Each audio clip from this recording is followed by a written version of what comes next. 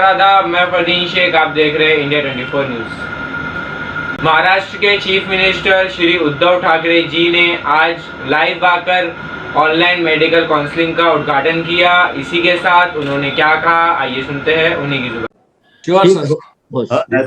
नाहीतर काय होतं, मला पण मी कार्यक्रम बघतो, मला पण नवीन नवीन काही काही गोष्टी कळतात, परंतु आज थोडी जरा वेळेची आहे. काहीच हरकत नाही सर. पाटे मॅडम बोला, सुरू करा. Sir, should I be waiting for Minister sir to join or should I continue, sir? नाही, आय थिंक सरांना लवकर जायचं आहे, तर Lane sir we can go ahead with CM साहेबांचा स्पीच. हो सरांना, हो सरांना विचारून. सर देशमुख सरांचं मध्ये थोडे हे झाले होते, ते जॉईन होणार होते, तर आपण अगोदर बोलणार असाल तर आपण बोलून घ्या सर. मुख्यमंत्री महोदय एकदा विचारा त्यांना फोन करून पाहिजे. एक मिनिट.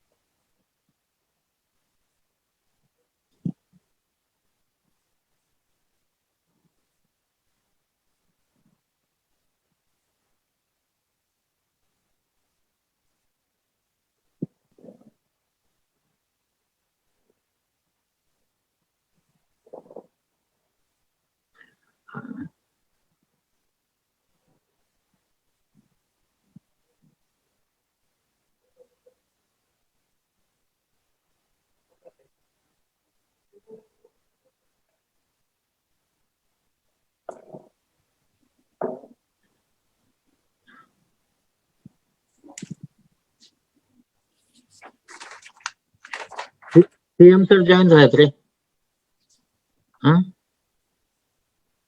मग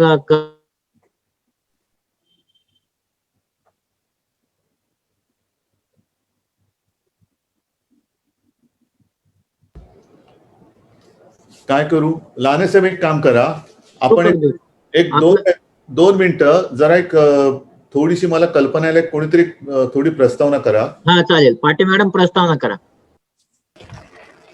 Sir, basically, thank you so much, sir, for joining. Basically, it's more than a year, म्हणजे 1 वर्षापेक्षा जास्त आपण हे कोविडशी लढत आहोत, पण कोविड संपेल असं काही आपल्याला सध्या तरी दूरच्या भविष्यात वाटत नाही. पाटे मॅडम यू आर म्यूट. हा बोला. Sir, thank you so much for joining sir. Sir, 1 वर्षापेक्षा जास्त आपले डॉक्टर्स कोविडशी लढत देत आहेत, पण कोविड कुठे काय एवढाच संपेल असं वाटत नाही आणि कॉम्प्लिकेशन्स पण आहेत. Fungal infections are on the rise आणि त्याच्याबरोबर आता थर्ड वेव्ह अँटिसिपेशन आहे, जिथे पीडियाट्रिक पॉप्युलेशन जास्त इन्व्हॉल्व्ह व्हायची शक्यता आहे आणि त्यामुळेच आम्ही हे कोविड समिट घेण्याचा एक निर्णय घेतला की जिथे आम्ही आमच्या डॉक्टर्सना कुठेतरी एक ऑथेंटिक मार्गदर्शन करू शकू आणि थर्ड वेव्ह साठी प्रिपेअर कसं करायचं, किंवा जे fungal infection on the rise आहे त्याच्यासाठी भरपूर व्हॉट्सअप मेसेजेस किंवा lots of wrong information social मीडियावर येते, तर त्यांना ऑथेंटिक मार्गदर्शन कसं करायचं. सो त्याच्यासाठी हे covid summit under the guidance of president doctor Shivkumar Utture आम्ही हे ऑर्गनाईज केलेली आहे sir.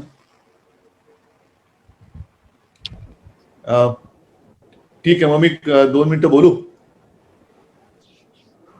Sir, it would be आपण बोलावा सर, आपण बोलावं. हो सर.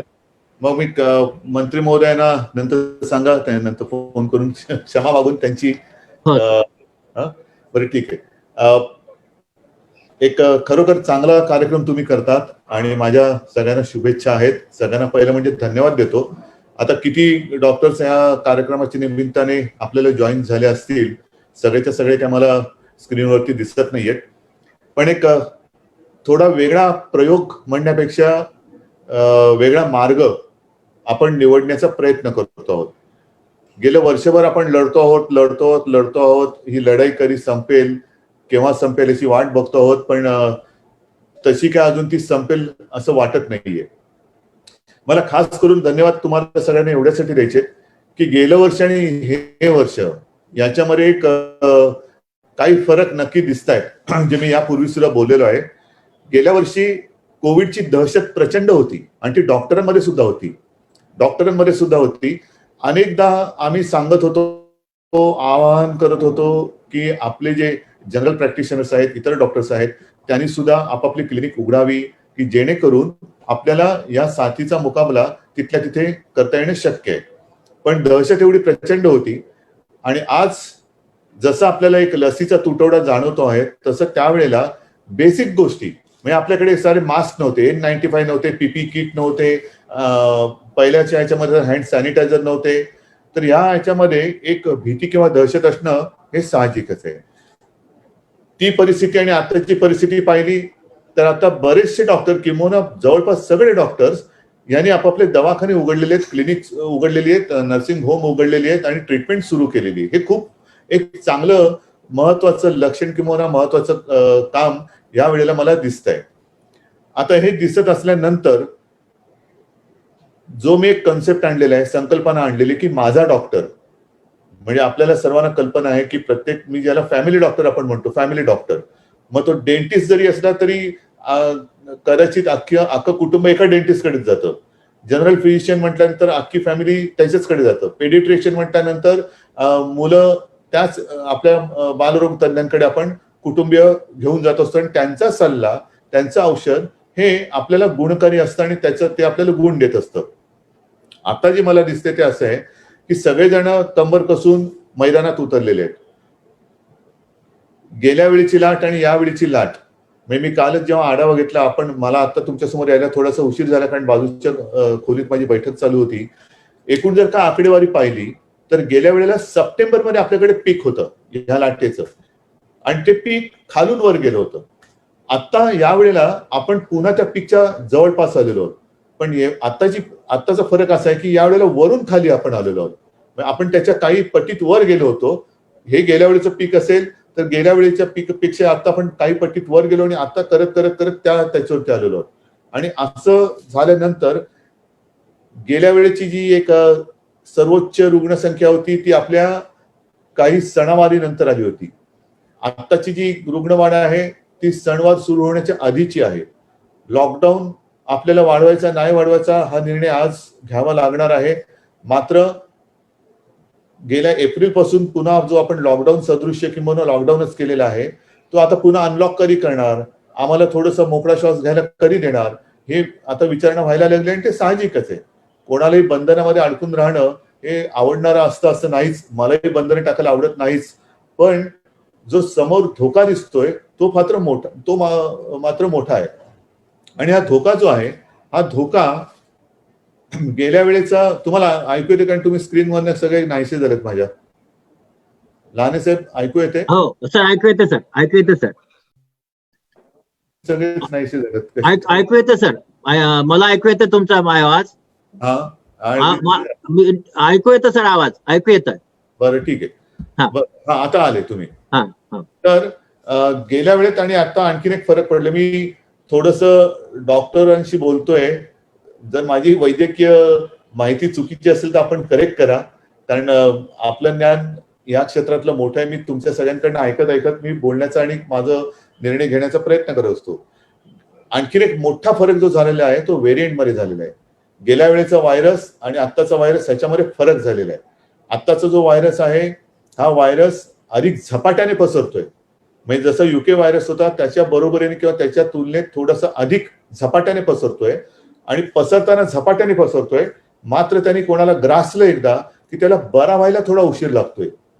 म्हणजे पटकन तो बाधित होतोय, संक्रमित होतोय, पण त्यातनं कोरोनातून बाहेर पडायला ज्याला लॉंग कोविड म्हणतोय, लॉंग कोविडचे पेशंट यावेळेला आपल्याकडे जास्त दिसत आहेत.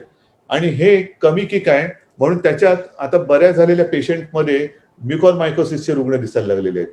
आता मला तुम्हाला हेच सांगायचंय की पहिला जो रुग्ण येणार तो तुमच्याकडे येणार किंवा तुमच्याकडे येतो, तिथे तुम्हाला कळलं पाहिजे की हा कोविड आहे नॉन कोविड आहे. याच्यासाठी आता काही टेस्ट किट पण बाजारामध्ये उपलब्ध आहेत.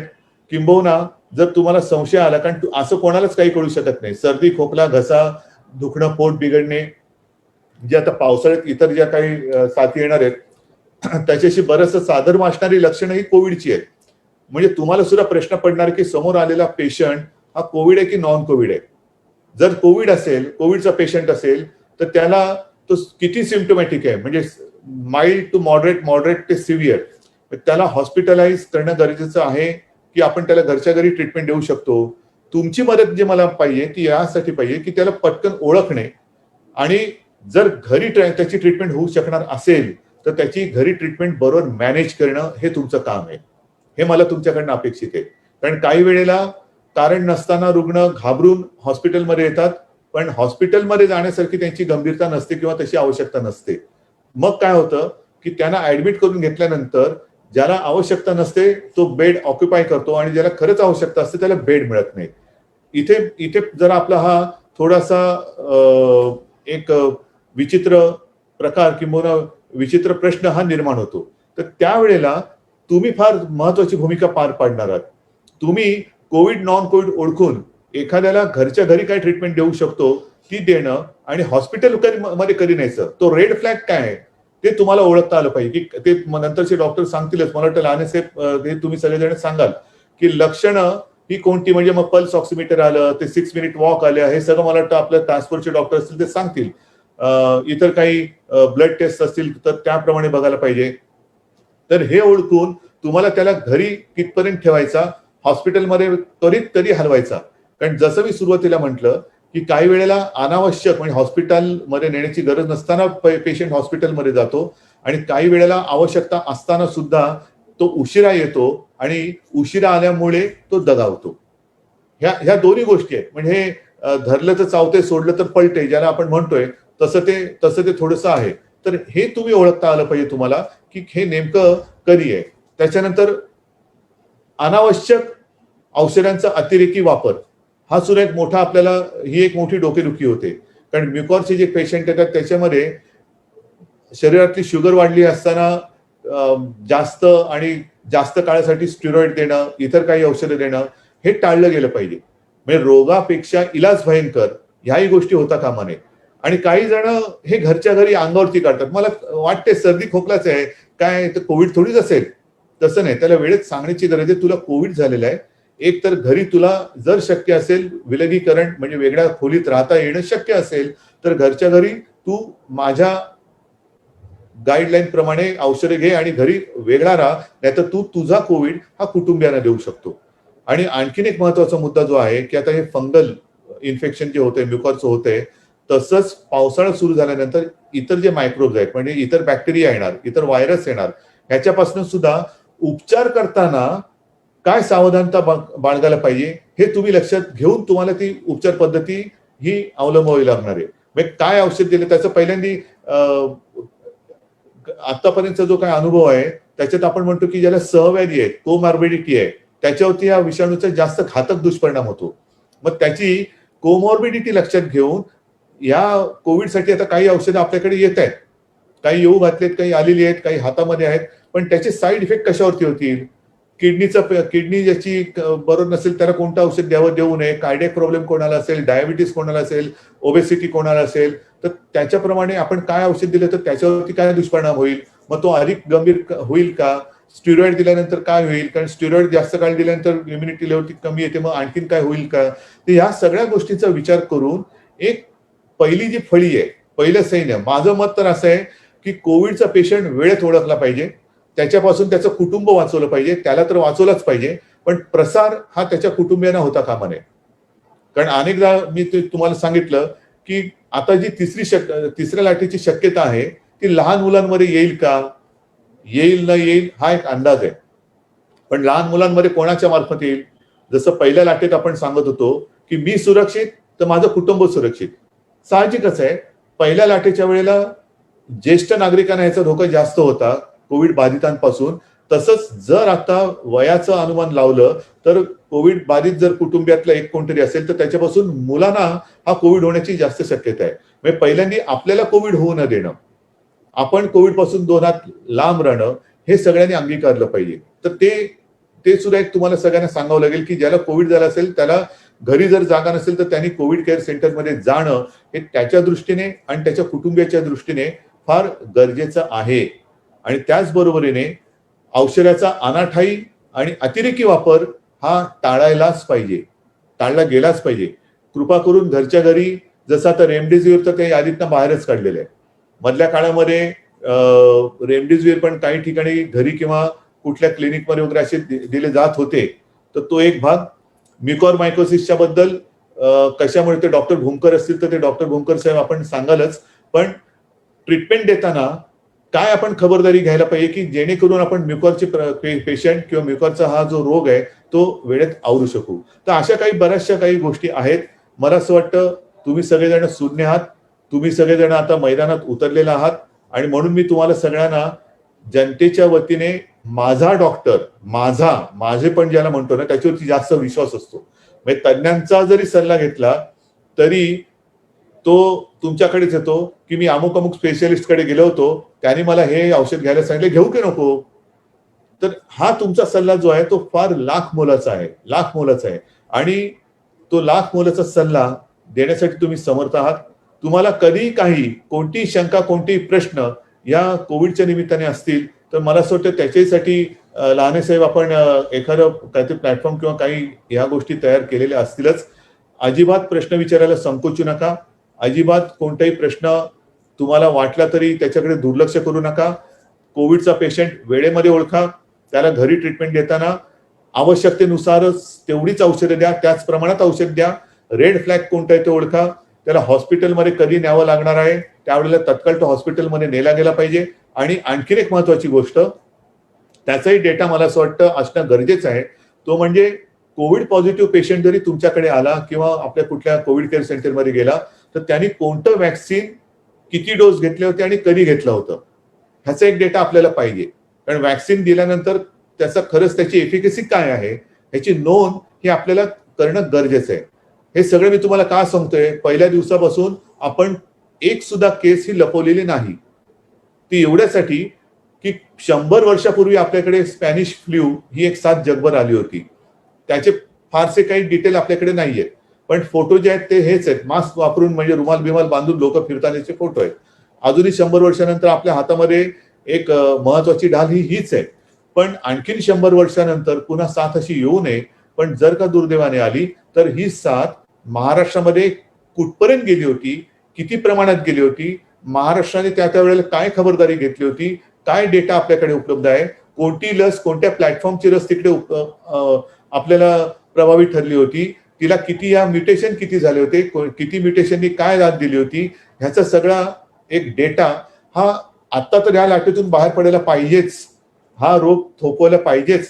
पण 100 वर्षानंतर सुद्धा जर का गरज लागली तर आत्ताचे आपले तुमच्या सगळ्यांचे प्रयत्न हे तेव्हाही पटकन उपलब्ध असले पाहिजे की काय काय केलं गेलं होतं, काय केलं. म्हणजे आता काही औषधं आपण वापरतो आहोत, प्रयोग करतो आहोत, काही प्रभावी ठरतायत, काही ठरत नाहीत, ती डिस्कंटिन्यू करतोय.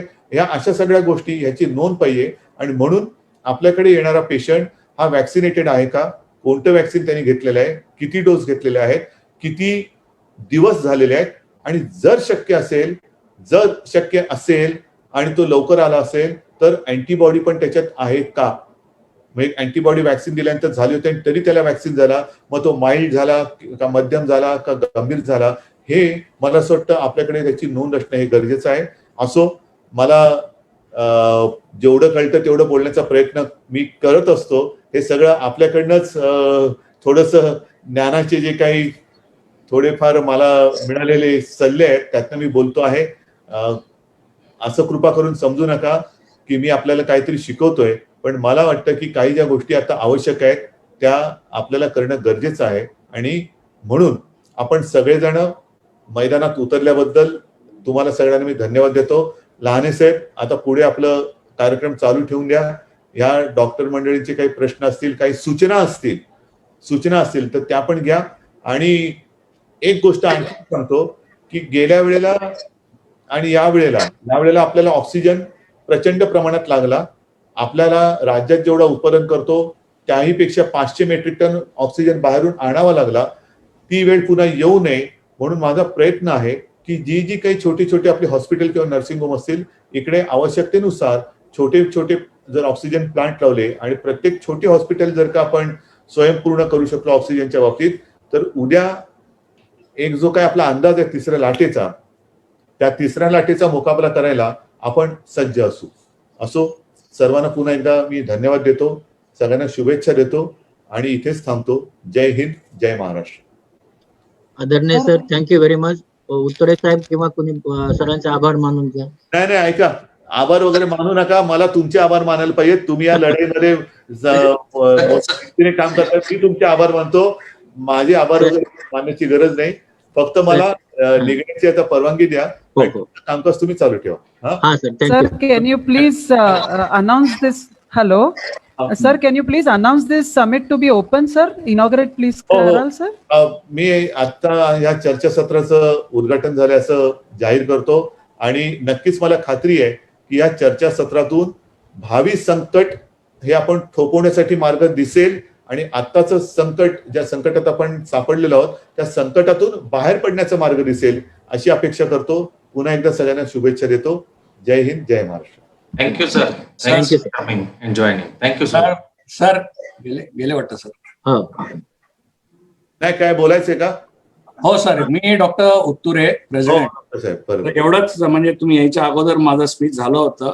सर, ही जी प्रेरणा आम्हाला मिळाली हे समिट घ्यायची, बेसिकली तुमचा जो संभाषण होता पिडियाट्रिशियन्स बरोबर, फॅमिली फिजिशियन्स बरोबर आणि माझा डॉक्टर म्हणून जेव्हा तुम्ही सांगितलं तर त्याच्यानी ही आमची ही संकल्पना होती ही. आणि ह्याच्यामध्ये कसं आहे सर की मीडियामध्ये इतके अनवॉरंटेड आणि अनसबस्टॅन्शिएटेड ट्रीटमेंट्स आणि प्रोटोकॉल्स येत आहेत, म्हणून आम्हाला वाटलं ऑथेंटिक आपली जी MMCची जी बॉडी आहे, ही जी गव्हर्नमेंटची बॉडी आहे basically, calling all the task forces online to give their say, that would go, the right message would go to all our members. आणि very fact that sir, more than 21,500 doctors already officially register झालेले आहेत, जे आपण live Facebook आणि YouTube वरती पण हे टाकलेलं आहे. Very fact that is so the doctor community want to work with the government to bring this covid down as far as Maharashtra is concern. आणि thank you very much for coming here and for giving us encouragement sir. पुऱ्या महाराष्ट्राचे doctors आपले आभारी आहेत sir. आभारी आहे. आणि मला कल्पना आहे की थोडीशी तुम्हाला अडीअडचणीचा सामना करत हे काम करावं लागतंय, मला त्याची कल्पना आहे. पण पहिले हे संकट जे आपण म्हणतो जीवावरचं आहे ते त्याचा मुकाबला करू आणि मग आपल्याला या काही गोष्टी पुढच्या सुकर करायच्या त्या पण करूया. आभारी आहे. Thank you sir. Thank you so much, sir, for your encouraging words. It is rare to find a leader who understands the problem and leads from the front. I now invite our Vice President of Maharashtra Medical Council, Dr. Vinky Rugwani, to give a vote of thanks. Over to you, Vinky, sir.